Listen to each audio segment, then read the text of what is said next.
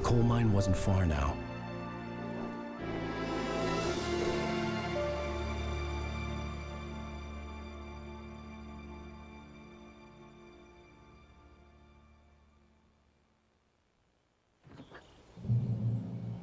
Today, I would meet the kidnapper, and he would give me Alice. I wouldn't give him any other choice. A drowning man will clutch at a straw.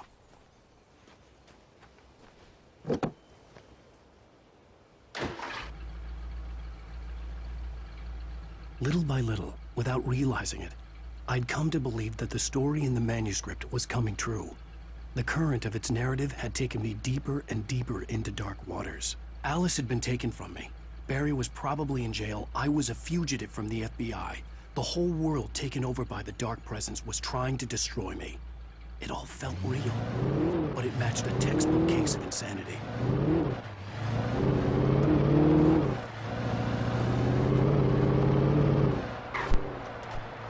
Even during daytime, I was being stalked. The bridge must have collapsed only moments after I'd crossed it.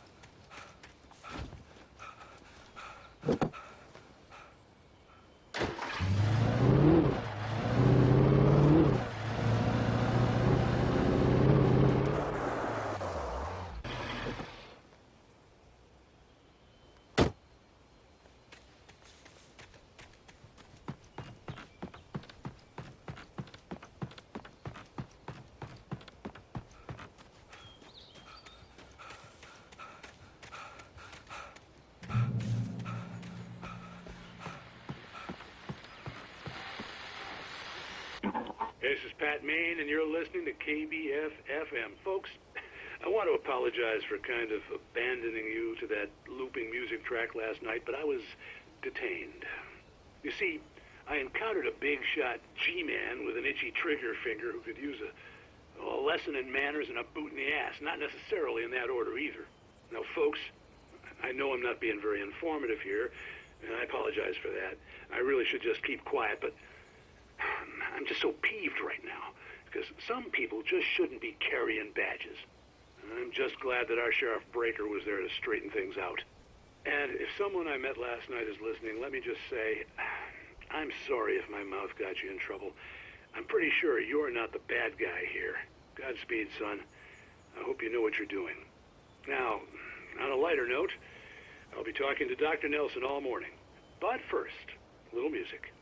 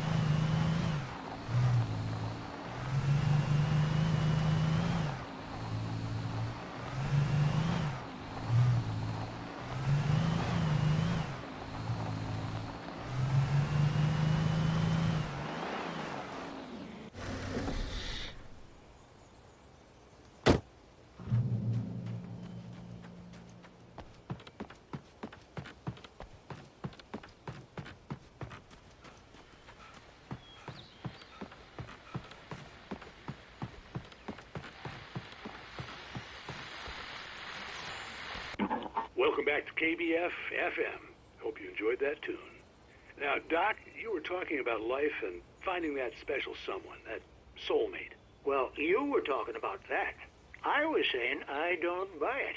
Oh, see, to me, that's strange, because I always pegged you as a hopeless romantic. You got me there, Pat. But I think love's where you look for it. And you need to. But the idea that there's that one special person out there for you, and if you miss that chance, it's gone forever, and you're forever incomplete. I mean, isn't that depressing? Or, heck, childish even? There's plenty of fish in the sea. And apparently a fisherman has a fishing analogy for everything. What you're saying, isn't that a little harsh? Well, no. What I am saying is that your potential for finding that connection isn't limited to what's essentially a chance encounter. How is that harsh? Yeah, well, I guess that's a nice thought, but let me say something personal here. Okay. Now, well, I don't disagree with you exactly, but I can't really fit that together with what I feel, what I felt for someone, because she was the one. She was. And I let her drift away from me. Maybe I didn't put in the work, I don't know, but, well, since then, and it was a long time ago, but since then there hasn't been anyone, not like her. And I'm not saying I dwell on her or haven't moved on. I like my life. I'm not living in the past, but I do miss the way she completed me. You can't argue with the heart, Pat. I'm sorry, folks. I had kind of a scary experience last night, and let's just say it's shaken a few things loose.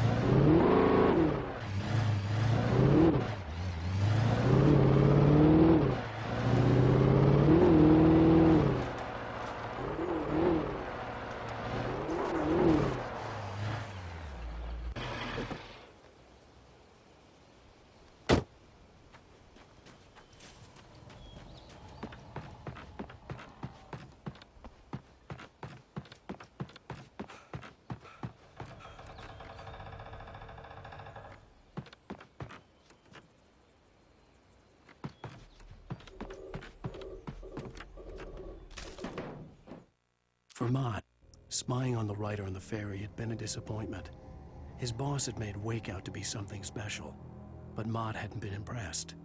He'd gotten a good long look at the wife, though, and he liked what he saw.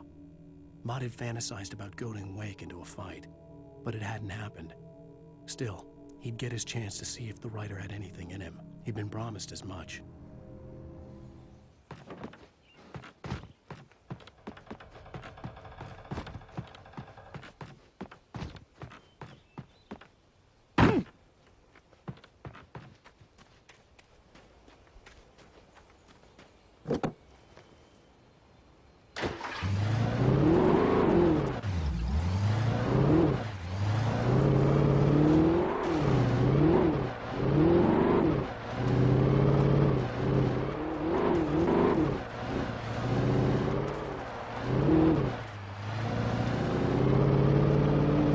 I was early. I was supposed to meet the kidnapper at noon in the main building. The coal mine was quiet. It was a museum now.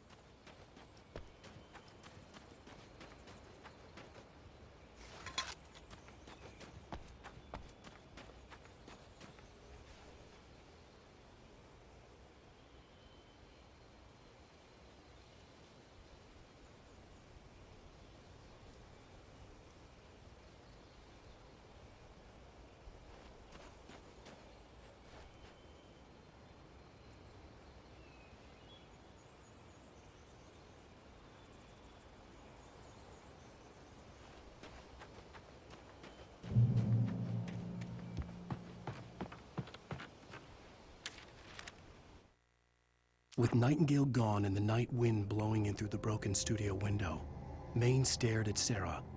The sheriff looked away. Maine's voice shook with barely controlled anger. That boy's doing more drinking than thinking. I hope you know what you're doing, Sarah. He's got a sickness in his eyes. You take my word for it. He wants Wake for a reason, and it's not for anything good.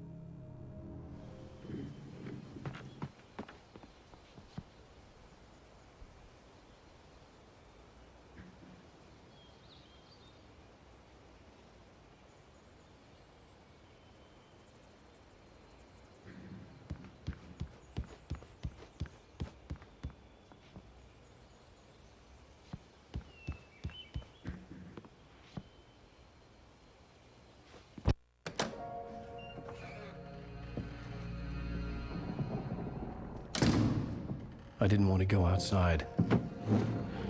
Cops had to be looking for me. The noon sun turned the place into a sauna. The day dragged on. Different scenarios ran through my mind. Ways of how I'd torture the kidnapper to get Alice back. Or the different horrible things he could have done to her. I imagined her dead. I had no way of knowing she was still alive. It was killing me. I was running on blind hope. It was all a waste of time. The bastard never showed up.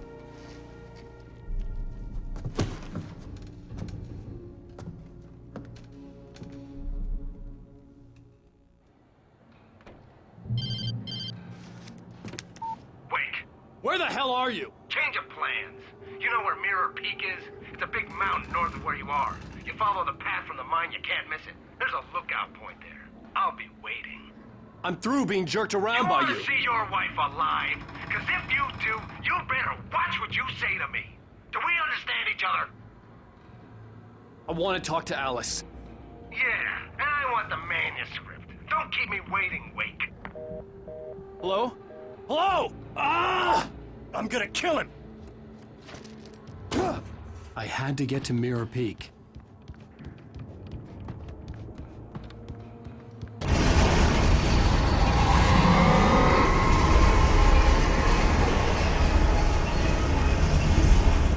It was close. Maybe closer than ever before.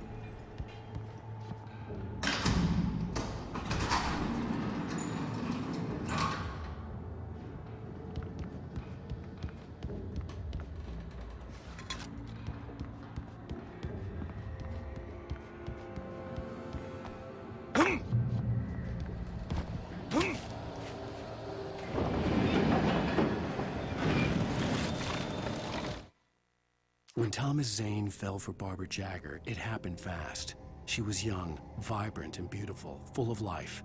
He had never been a very happy man, and without any seeming effort, she had changed all that.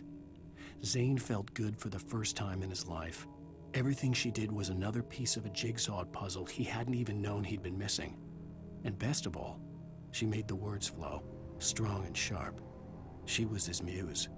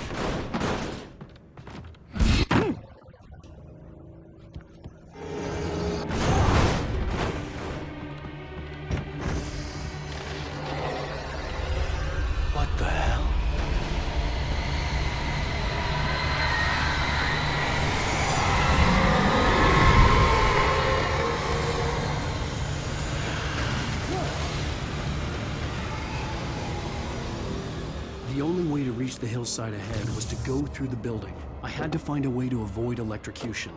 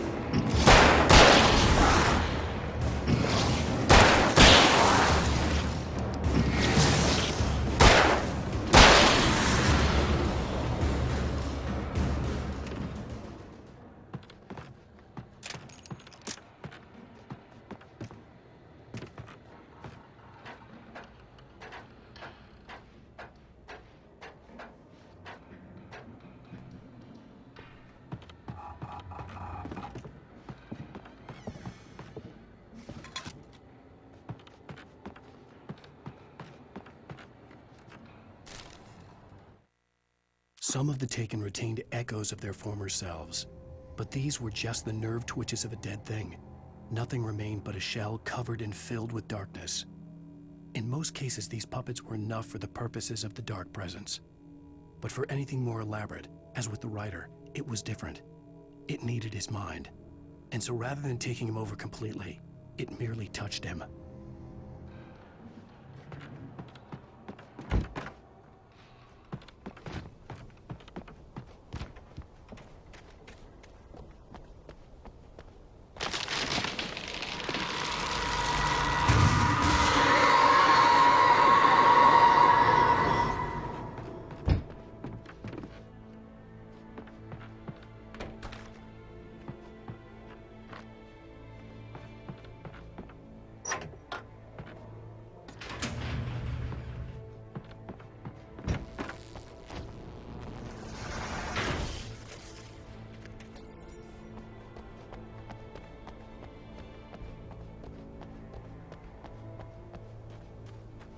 There was no way the flashbang grenades were Standard Power Company equipment.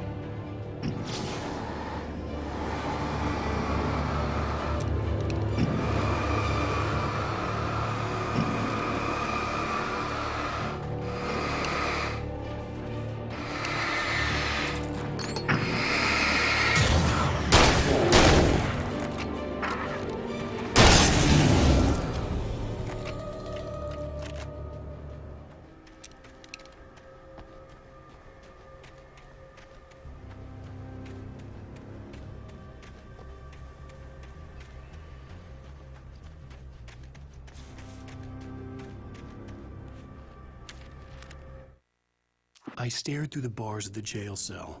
Barry stood behind me, swaying on his feet, looking as ill as I felt. Agent Nightingale stood on the other side of the bars with Sheriff Breaker. Nightingale had a stack of manuscript pages in his hand. He seemed unhinged as he gloated. "Well, I've got you now, Raymond Chandler. It's all here. All the evidence, including conspiracy to murder a federal agent."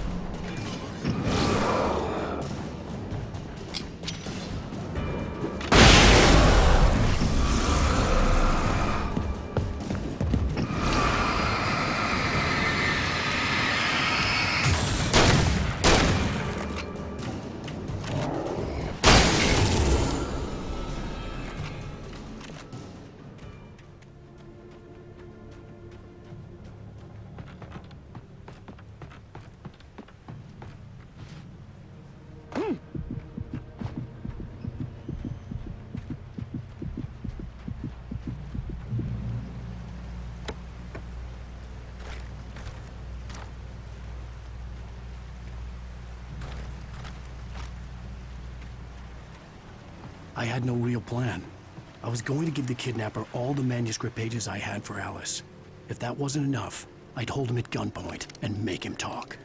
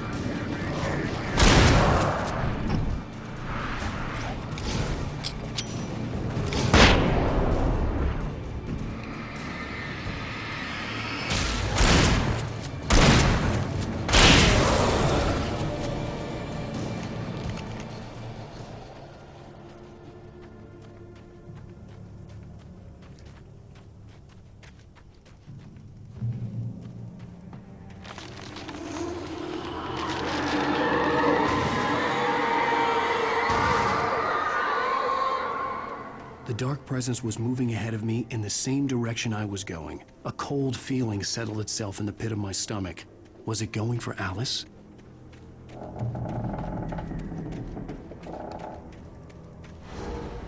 The graveyard shift may cause cancer.